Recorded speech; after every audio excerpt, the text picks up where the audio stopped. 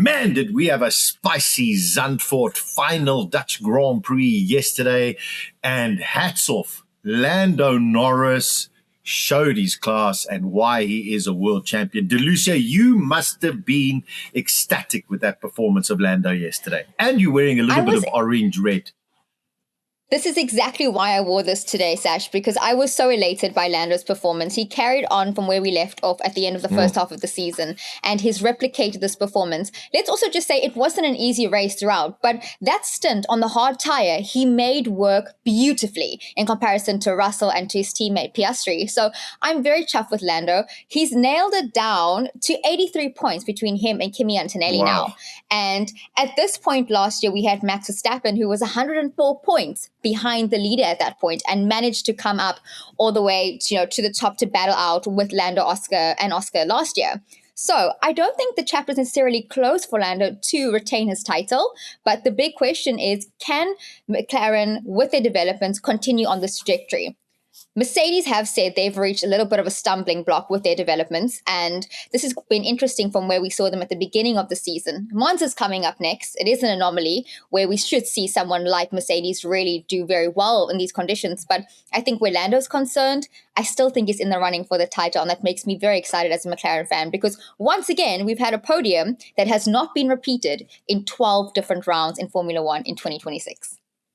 Yeah, listen, it was a fantastic race. McLaren were right on it. Mercedes definitely not as powerful as we've seen them. It's not often that you see a guy like Antonelli or George Russell get past that easily when they're driving such a strong car. Got to feel a little bit for Oscar Piastri, a very poor pit stop. Even though the drivers have come back refreshed, Delucia, I think this holiday break was not good for the team members because we saw some very shoddy pit stops yesterday by just about every team.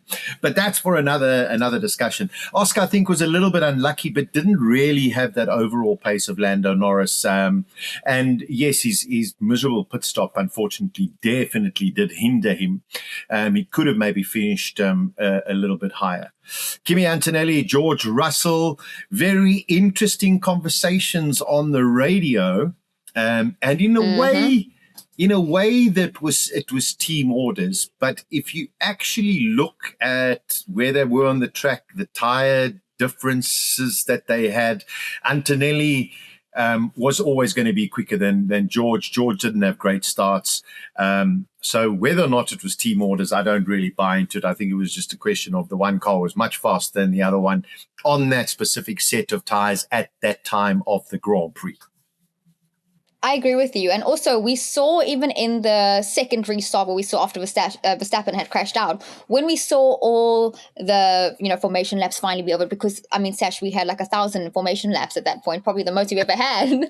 But I think even with that, to see how Kimi Antonelli was able to get ahead of Lando Norris throughout the entire Grand Prix, he was faster than George Russell. So I don't think that any team orders did come to play at all with Mercedes. And I think that Kimi Antonelli, even under the circumstances, did have a really good race. He is still leading the championship, and still the margins are very small, but we have to take it in our stride and realize he is going to his home circuit next. We do know he's already got a 10th-place grid penalty. Exactly what you said before, Sash, where we knew that this was going to happen, where they are going to have these grid penalties. He's already on the back foot, but I do think that in Monza he can make up those positions because the car is there. It's just a matter of, we know he doesn't have a good history at his home circuits.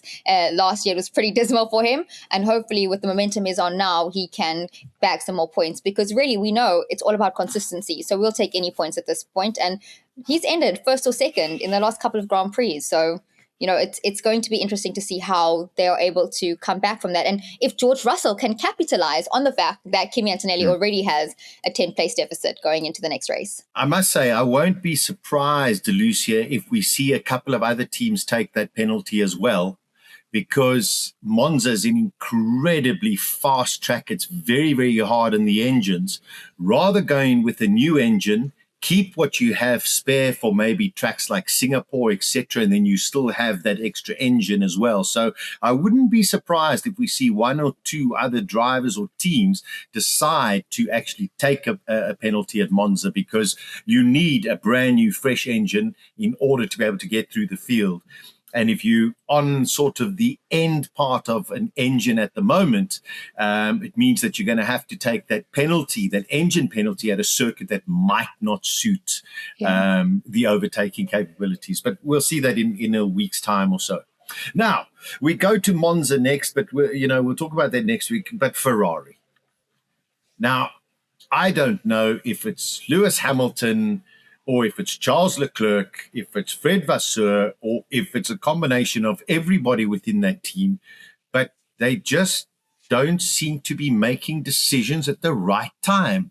You could see the difference in what the new tire brought when other teams came in. And then you had the two of them racing each other. Leclerc gets told to come in, then he gets told to stay out, then he gets told to come in, but it's too late, so he has to stay out an extra lap. All of a sudden, he's on the back of George Russell and comes out 5-6 seconds behind. Then Hamilton, they decide to go on, no, let's maybe let him go until the end.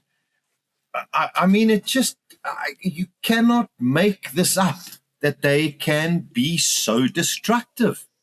We were so hopeful and excited about the fact that finally we don't have any Ferrari strategic blunders. And we haven't had any in a while. And then all of a sudden in this race, they were like, let's just add more fuel to this fire and let's see how much more chaotic we can make this within our team. I think also with there was such an obvious offset between the two of them. And also, I also feel like it's also a racing awareness and team awareness, because Fred Vasseur said in response to Lewis Hamilton saying, am I a guinea pig? He said it wasn't a guinea pig move, it wasn't their intention, but the whole thing of them was trying to pressure those ahead, which I thought was so contradictory, because George Russell, at that point, he wasn't necessarily going to be on the podium. There was Lewis Hamilton fighting for a podium, so I'm not understanding how it was intentional for them to keep Lewis behind Charles Leclerc if they knew that they had a possibility of getting on the podium. And also knowing that Lewis is behind Kimi Antonelli in the Drivers' Championship. We spoke about this before. Ferrari need to learn how to prioritize their drivers. Yes, Charles Leclerc is still in the running. Lando Norris has just piped him in the championship leaderboard. So at this point, you should prioritize Lewis because he's closer. It makes perfect sense for us who's watching it. And if that's what you want for your team, it makes complete sense. But I find it very interesting that Fred Vasseur said it was intentional to try and, mitigate George, and in the end, it actually had the opposite effect, and he ended up on the podium. A person like Christian Horner, if he was running that team, that none of that would have happened. He would have sat there giving explicit instructions, go now, do this, etc. They were on different tire strategies. All of a sudden, Leclerc held up Hamilton. Then Hamilton held up Leclerc, and you're just going, okay, well, let's just give George Russell a third place, where he was sitting in line fifth or sixth throughout the whole race. It was just ludicrous what's happening at Ferrari. And someone's got to be able to sit down with both of these drivers and sit there and say to them, you are not bigger than the team. You are not bigger than the sport. And from now on, what I say, whoever that I is, goes. No other discussions. This is what it is. Because don't forget, we don't get all of the commentary between the drivers. So we don't know what has been going on before this. The FIA decide, that sounds like a spicy one. That'll get somebody talking. But it seems as though each of these, whether it's Leclerc or it's Hamilton, are trying to dictate to the pit wall what should be going on. And I'm just going, no. That's why you have a team boss. The team boss must be the one to sit and say, Leclerc, pit now. Lewis, stay out. I need these kind of laps from you. If not, come and pit or do something. But there just is I love Fred Vasseur, but I don't think he's the right person to handle these two very, very strong individuals. And one of them being a 7-time world champion. Yes, Lewis, huge respect. Unbelievable. But now you're in a team and you've got to play the team game when it is called for. You can't just sit there and say, it must go my way. Charles Leclerc, it still blows my mind that he's fought so hard just to not even get 10 Grand Prix wins yet in his career at Ferrari. And I think if you even look at that stat, yes, he's an incredible driver. We've established that before. And both of them have Grand Prix wins this year. But at the end of the day, they are also still fighting for constructors. And at the end of the day, you want to maximize that, but it does feel like you are shooting yourself in the foot here when you guys are not having clear orders from your team. And that's really the bottom line here is Ferrari just need to get their ducks in a row, because ego aside, it is about the team at the end of the day. And we know that both drivers do have a chance to win the championship. But where I'm seeing it now, it makes more sense to me to go Lewis Hamilton here, because based on driver championship, where we're standing, I'm sure Ferrari would finally want to be on the top step and have a champion. The last one they had is Kimi Raikkonen in 2007, and Lewis lost that year by 1 point in his rookie season. So it's interesting that Ferrari don't want to prioritize that, because they've got the car to do it and to be competitive. It's just about, fixing those little errors that we've seen before. It was the last Dutch Grand Prix. We all wanted a great swan song for Max Verstappen, and it is pretty rare to see Max Verstappen make a mistake. Of course, the track was a little bit damp. He probably thought it was a little bit of a little drier than he expected.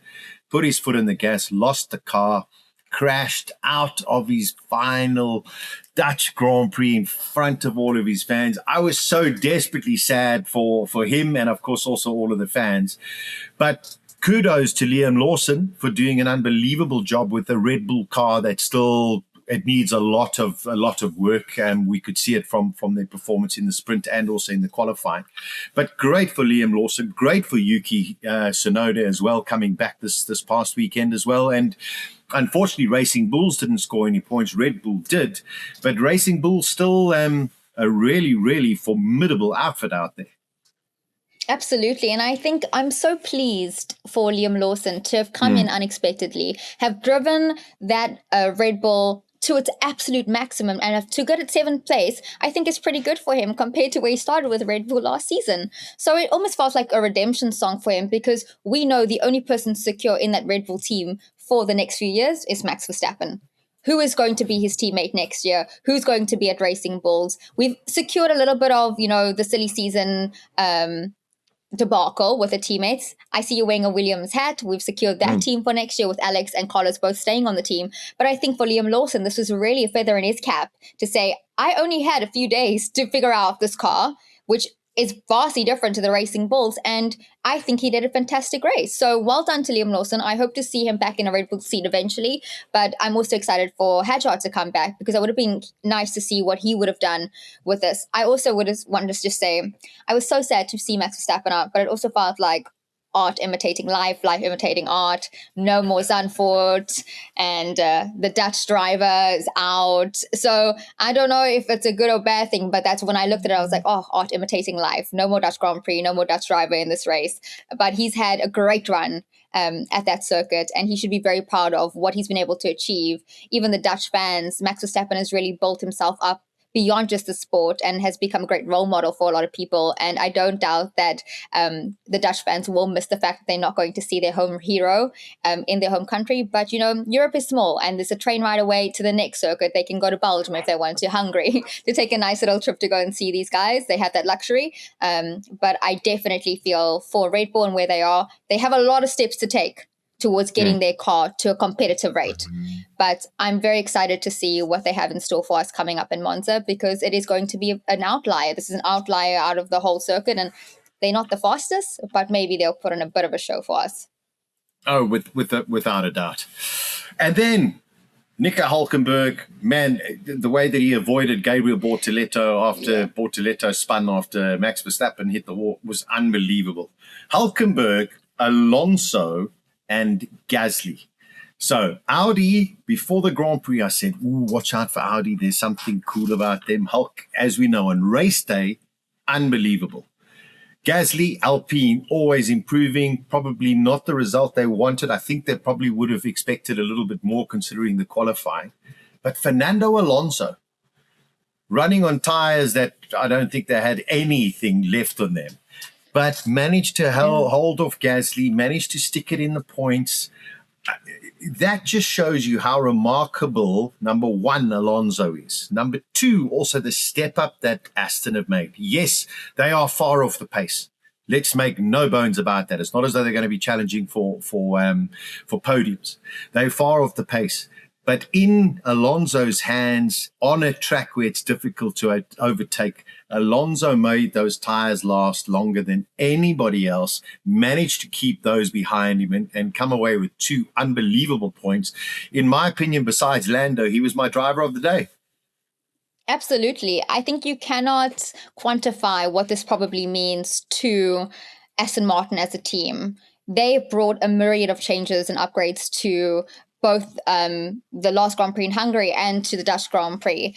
And this weekend in particular, to have 16 major upgrades at one circuit is mind-blowing, but also shows you that they were the team that needs to improve the most aside from Cadillac. And I say the most improved because we knew where they were 2 or 3 years ago, fighting for podiums. We were still waiting for that elusive win for Alonso, but this is a great step in the right direction for them. We still have a couple more races to go, and I'm looking forward to see how they are going to continue with their developments, because there are going to be more to come in the future. But kudos to Alonso. I'm very happy for them. It's the first time I think I'm smiling talking about Aston Martin and not asking so many questions and scratching my head. But yeah, it's very nice for him to have fought from 18th on the grid to 9th.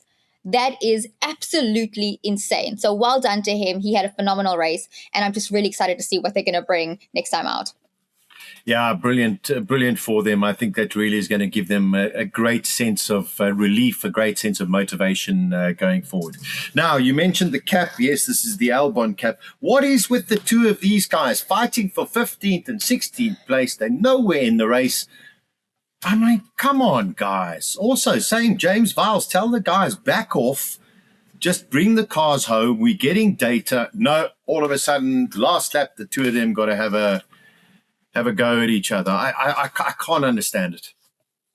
That's the only action they got all race, Sash. Exactly. So maybe they just wanted to entertain themselves. Let's see who's faster between the two of us. And it is a disappointing race for them, as we've come to almost expect at this point.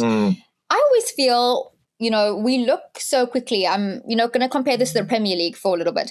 If you look at Manchester United, they've gone through so many different managers in the last few years, probably more than you and I have changed our clothes in the last week, Sash. That's how many managers they've gone through. Correct. Yet James Vowles, in the last 8 months, has been very dismal in his performance. We spoke about it at nauseum last week. But I think, we really have to look at what's going on at Williams, because you're our leader. As James Vowles is at the helm of this organization, you really have to look at yourself and be, I want to say, honest, and realize that perhaps something is not really working. You've got both drivers who are superb in their own right, having signed on for not one, but multiple year contracts to stay at your team. Alex Albon is the longest Williams driver in its history. So you're trying to build this pedigree and redesign and reimagine what the Williams era that, you grew up with, Sash, knowing that they were the heart of Formula One at one phase. James Vowles has not been able to turn that around. No. And if you look at Aston Martin, for example, they've all of a sudden come to life in 2 races where we've seen a lot of growth for them. Yet in Williams, like you said, we are watching them fight for 15, 16. So at some point, much like they do in the Premier League, you have to look at the person who's in charge and make those difficult decisions. Is it bringing in someone who can oversee a different part of the organization? Is it sacking James Vowles? What is it going to be for that team really to get into this year and really see some momentum for them? Because right now they are, I get sad talking about it, because I was so optimistic based on last season for them to, inch closer towards getting a podium and getting a win. But now I'm just relieved that they're able to make it to the end of the race. Yeah, we mentioned a little bit last week, but I think James Vowles is definitely under a huge amount of pressure, and I don't know if I like the guy so much, but if I was the owner of that team, I would be very, very concerned about the results that I'm getting, and also the attitude of both of my drivers. Is very, very peculiar.